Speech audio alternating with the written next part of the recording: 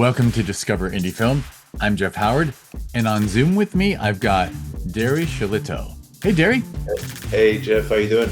I'm good. All right, so everyone listening, you should listen to the podcast before this one in the Discover Indie Film podcast feed. In fact, I think this is going to be number 634.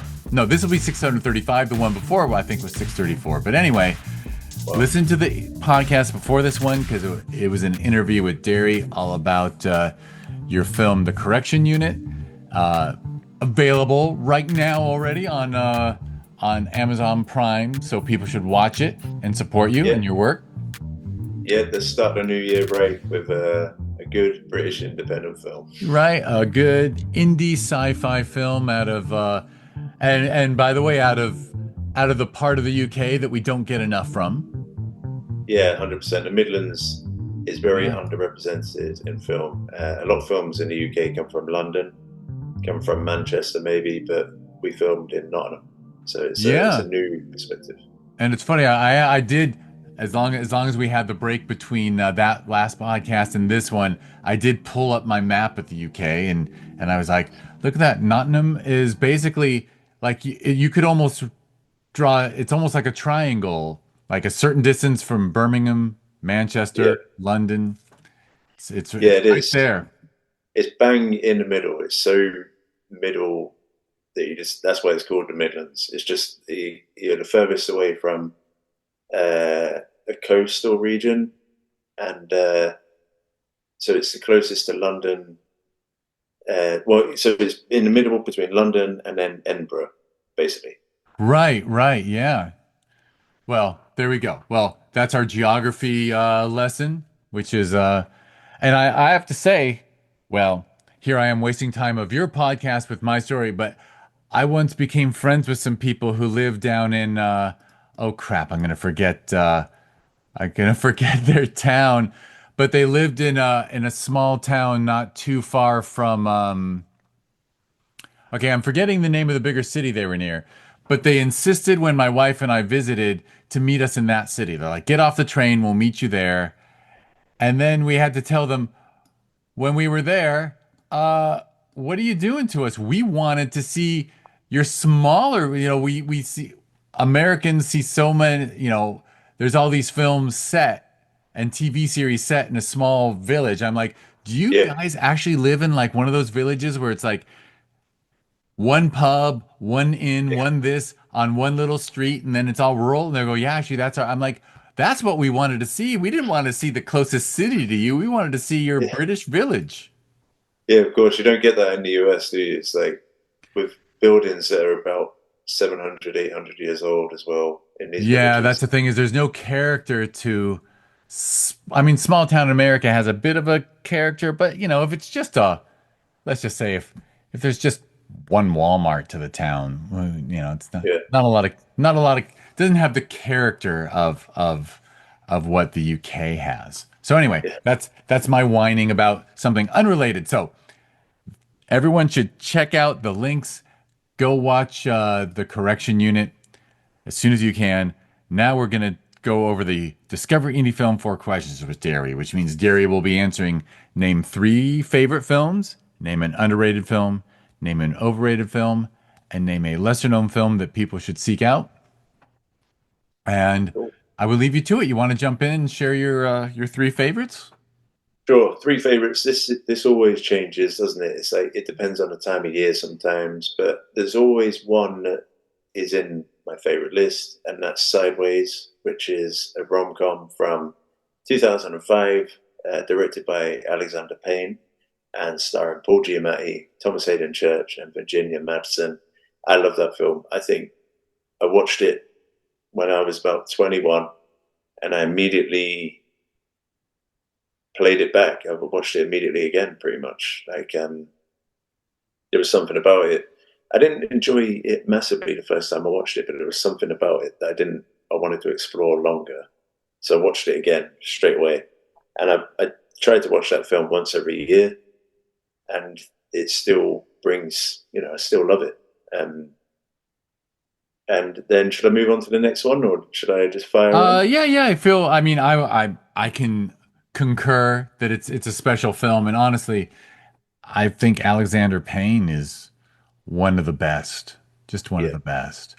I think every it's film he brings something original to every film, something different. absolutely, Yeah. absolutely. And I think even like the holdovers is now like a new Christmas sort of fixture now. That one's going to be a classic in a few years. I think like a Christmas classic, the holdovers, and yeah, I think it's great. And so so he and the other two films we could talk about, these indie sort of humanist films are the ones that I really connect to.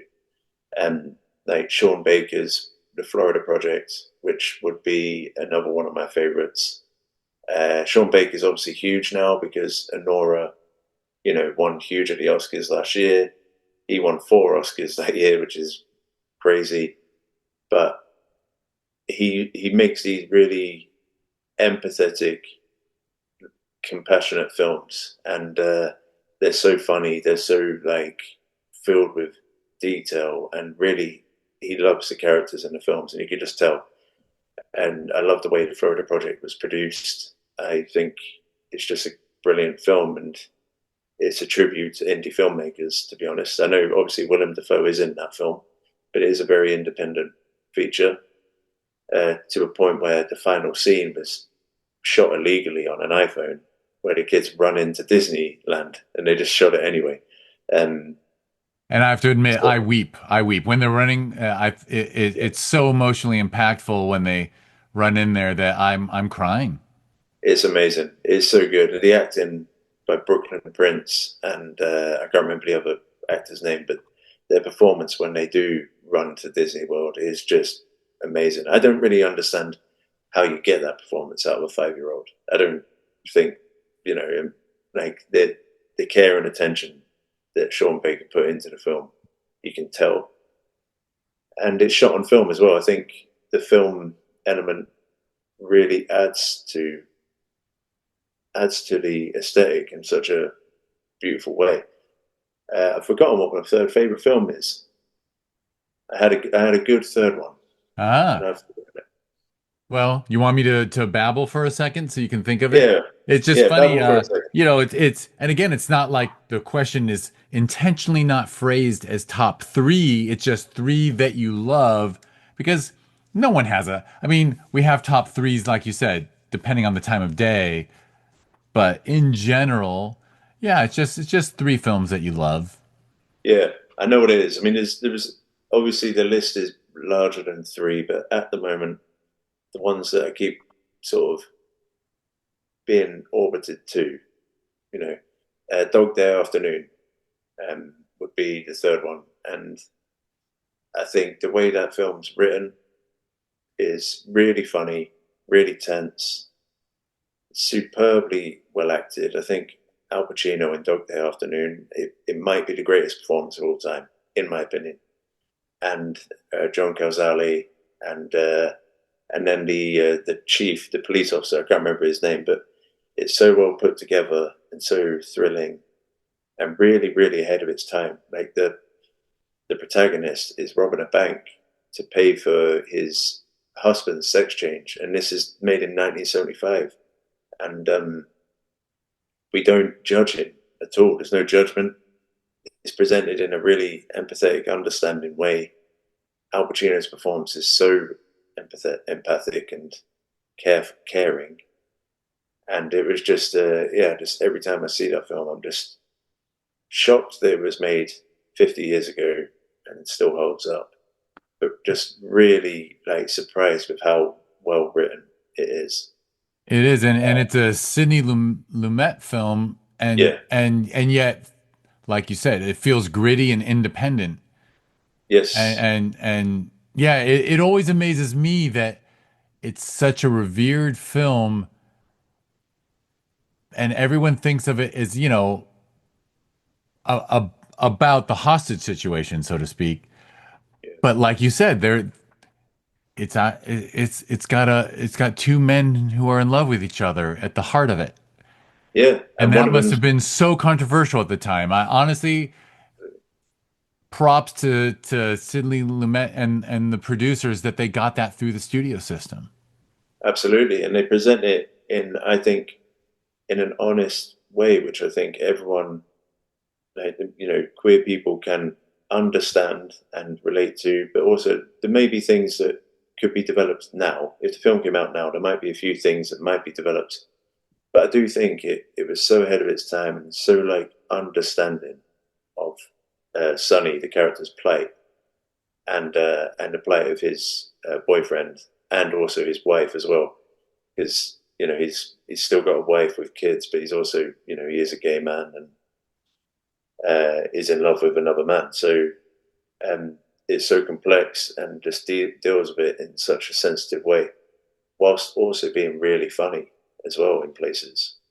Um, yeah, I love it. I think that, and the final 10 minutes of that film is the most tense of any film. I think it's so really well directed. Absolutely. All right. Well, question number two is a film you feel is underrated. Yeah, I've got two, but I can only say one. So I'm No, you can gonna. say two if you want. I Okay, often cool, joke cool, with people I don't have a black and white shirt with a whistle. I'm not a referee. If you cool, want to name two, you can name two.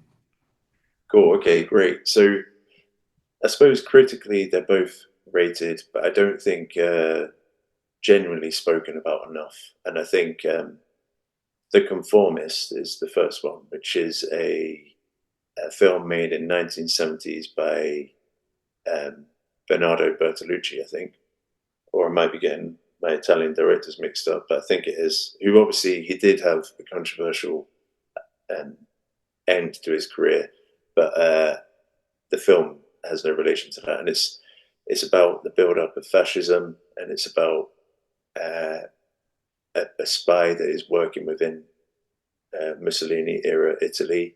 It's shot incredibly well by Vittorio Storaro, who went on to shoot The Godfather. And I just think that film, I would put it in the pantheon with The Godfather and with these films, but it is in Italian language, and I think probably should be more well known than it is. When we think of Italian cinema, we think of Fellini films, but I don't hear many people talk about The Conformist, but maybe they do. And then another film which I still think is like completely unique and not as well known is Tony Erdmann, this German film from I think from 2017, What's and the it's title? Tony Erdmann, and it's got Sandra Hüller in, who was in Anatomy of a Fall. It was really amazing in Anatomy of a Fall, which was Oscar nominated, I think, last year or the year before. And yeah, so Tony Erdmann, and it's a lot of it is in the English language, but it's a German film, but there's a lot of English language in it, and it's just about a father who's trying to reconnect with his daughter by following her around dressed as another man he made up called Tony Erdmann, and it's creepy, it's weird, and it's like perverse, and it's just really funny but really human, and I love people to see that film. I think they were planning to remake it with Jack Nicholson as the lead, as the Tony Erdmann character, but I think that might not be happening now because I think he maybe decided not to do it. So I don't know what's happening with that, but it's so funny. It's so like cringe inducing, like a bit like the UK Office kind of um, that kind of comedy, but really human and meaningful. So yeah, those are the two. Excellent, excellent. And I haven't seen either, and now I want to see both because they both sound excellent. And yeah, Great. I'm torn when you talk about the American version. Yeah, Yeah, I won't go on about films that the Americanized versions are just pale, pale comparisons of the original, and when yeah, you just got to go to the original. yeah. Of course, and this one's mostly in English language anyway. So if you remake it, that is all you're doing is just putting more familiar faces on characters.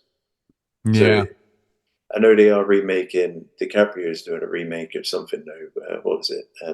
I can't remember off the top of my head, but I know there is a big remake of a foreign class, like modern classic, and DiCaprio is in the lead role. but I can't remember what it is.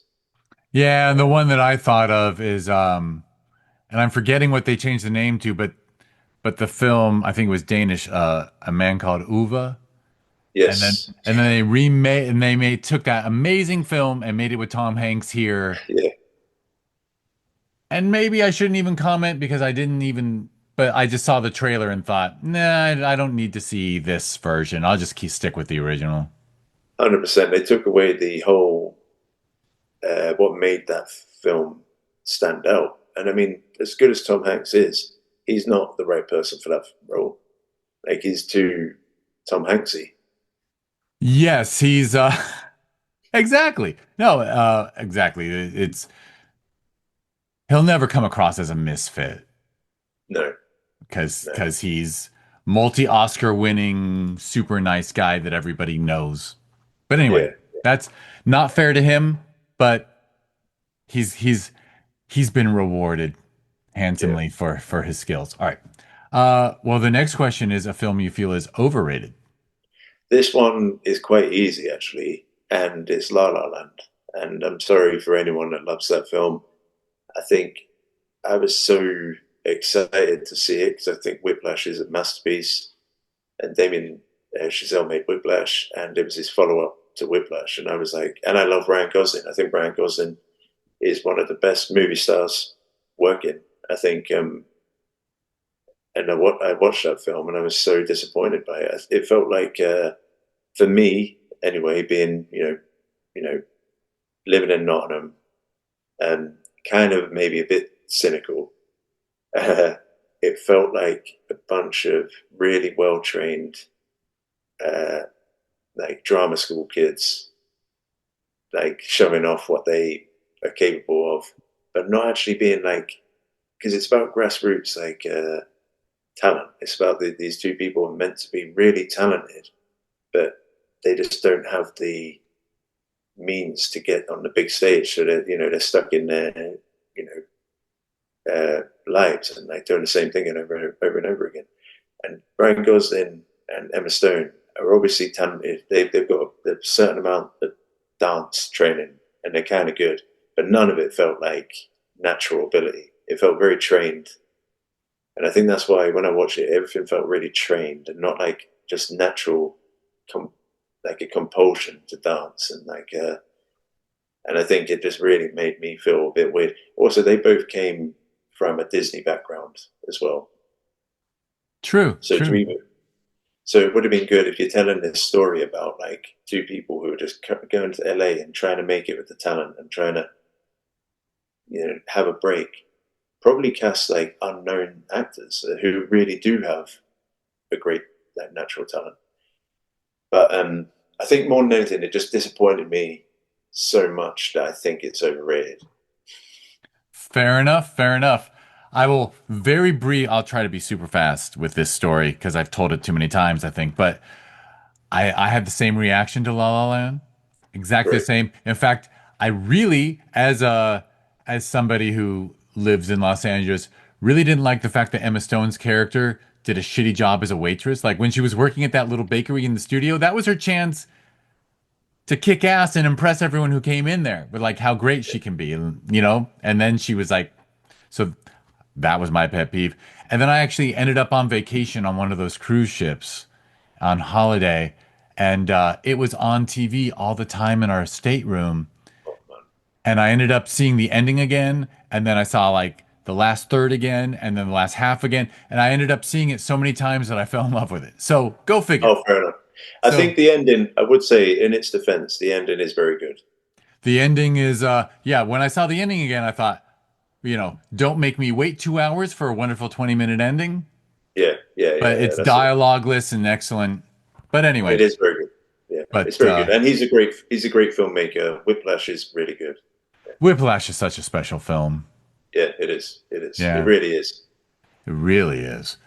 It's just good in every way. All right, well, that leaves us with one more, which is a lesser known film for people to seek out. Yeah. So there's a film coming out. This is a tough one. I would say Left-Handed Girl on Netflix because that is a Taiwanese film um, that was written by Sean Baker. Actually, Sean Baker wrote it with his producer partner, and she directed it. And it was made for extremely low budget, and it's shot on an iPhone. And they shot it all on the streets of Taiwan. And I think it's brilliant. I think it's a really, really indie film, which was lucky enough to get onto Netflix because Sean Baker is attached and he's just won 4 Oscars. Otherwise, it would not be on Netflix. But yeah, I mean, it is like kind of an indie's dream. I think they might have.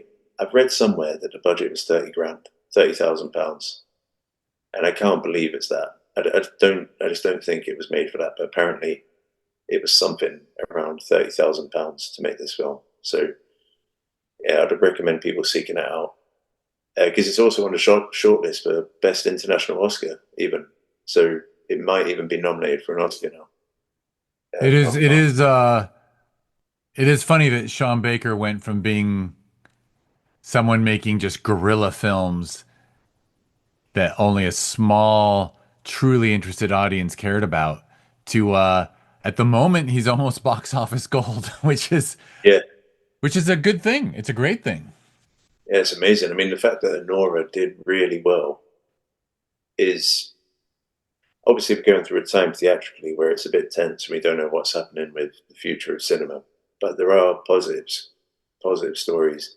Nora was made for 4 million, and it went on to, I think it made like 80 million, like just in the US alone. Obviously, their marketing budget would have been quite substantial, but that is a massive success story, isn't it? Because that's an Massive. 18. Yeah, I think that did that get an NC-17 rating in the US, Sonora? Uh, I don't think so because I didn't see any, if it had, I would have thought it would have been promoted. No, it was an R here. It was R. Okay, okay, cool. Yeah, because it is an 18 rated film in UK, and yeah, it's rare for a film, that sort of explicit to be so successful. Yeah, honestly, it just the aligning of the planets was such that the studios didn't do anything that year that got anyone's attention, Yeah, and Nora just snuck in the back door, I feel, and yeah, yeah. and cleaned up based on this weird idea of quality. Yeah, do you reckon that'll happen again? I don't know if it will. I don't know, it's just like when when Moonlight almost beat La La Land for Best Picture. Like, you know, It what are you did gonna end do? up beating. It did end up beating it though, didn't it? Because they announced La La Land, but it was actually Oh, that's Moonlight. right. That's right. I had it Yeah, yeah, reversed. I had it reversed. yeah, It did top it. That's right. yeah. It did. It did. It was just read the envelope is the card was misread. Yeah, yeah. That was That'll it. probably won't happen again either. No. All right. Well, thank you for the list. You've given me some homework, by the way, because talk about lesser known. I think Tony Erdman could have been. So I got some film. And by the way, I haven't seen Dog Day Afternoon, I think, Oh man, it's honestly, amazing. for about 40 years. Oh wow, Because I wow, watched it, I think I watched it last when I was at university, wow. which I just dated myself that I'm almost 40. That was almost 40. That was 39 years ago for me. So Wow, anyway, wow. so Yeah, I really want to see it again because honestly, I haven't seen it as an intelligent adult. I saw it as you know, Lord knows our brains when we think we're adults when we're at university and we are still kids. 100%. I think, yeah, I'd watched it at university, thought it was good, but watched it recently and realized just how good it is. I think it, yeah, 100% watch that one. I think you might like Tony Erdman if you're in the mood for it. It is, you have to commit to it, but it's worth it. I think so. No, and I admit I peeked at it on my second monitor over here, and the image of the father when he has that wig on. I think I'm in. It's good Yeah, because you it's got got some absurdist comedy, obviously, and it does. It that's does, and that's it's really out there. wonderful. All right, well, I will wrap it up. First of all, thank you, Derry. And thank you everyone who's listening. Go to the show notes of this podcast and check out Derry's film, The Correction Unit. Absolutely watch it. And listen to Derry's recommendations, especially the conform. And you were right. The conformist is Bertolucci. I looked that one Yeah, up too. cool, I don't know if cool. you were looking it up on the side too to make sure but you were right. Your memory, you still got a good memory. Yeah, good. I've got to hold on to that. It is funny how we can have encyclopedic knowledge of something and then Yeah. it doesn't go away, but let's just say I can name, this is just a funny aside, like I can name all five members of the Cars, the band The Cars, from like Um, 1983, but I can't actually remember the last couple of TV series that my wife and I binged on streaming because I don't remember those titles. But I have encyclopedic knowledge of things that happened in the mid 80s, so that makes no sense. yeah, it's crazy. It probably had a more profound effect on you, maybe, and that's why you remember it. It's true, and what can I say? I was in the generation that we had this vinyl record with a big jacket that all this, and you just read it all day. You just spent all day reading the information about this music you love. So anyway, all right, no more talk about music. Go to the links in the show notes, watch The Correction Unit, and then there's also links to all the stuff that are involved with myself. So that includes this podcast. This is the Discover Indie Film Podcast, where we talk to filmmakers who are on the festival circuit. You can learn more if you go to discoverindiefilm.com, and on social media, it's always at DIFWins. If you go to discoverindiefilm.org, that is the nonprofit that runs two film festivals in the Los Angeles area. Sherman Oaks Film Festival that we hold every December, Film Invasion Los Angeles that we hold every June. And you can get to both of those if you go through discoverindiefilm.org. And I call them sister festivals. And next year, oh no, not next year. Soon after this podcast is released, their cousin in South America will be born. The first ever Film Invasion Lima in Lima, Peru. We're very excited about it. So, all right. Check all that stuff out. Thank you, Derry. Thanks for having me, Jeff. I look forward to coming to the festival, like I said in the previous podcast. I'll be there next year, maybe. Excellent. And who knows? Maybe you've got a friend who will want to be the festival runner for Film Invasion Nottingham. Nottingham. I'm trying to say Yeah, it right. maybe. Yeah, maybe. Why not? And then we can be a rebellious festival far away from all the big cities, where we're like, this is where we give. I don't know if you know this, but we on our T-shirts. A filmmaker said this to me years ago, and it became an unofficial motto. And then for our 10th anniversary this year, we made it our official motto and put on the T-shirts, which is the festival that gives a shit. Yeah, nice. That's good. That's good. We make the I and shit an exclamation point, so it's like an upside down, but. You know, because we do. We give a shit. We give a shit about independent film. What are you going to do? All right. Thank you, Derry, and thank you, everyone, for listening.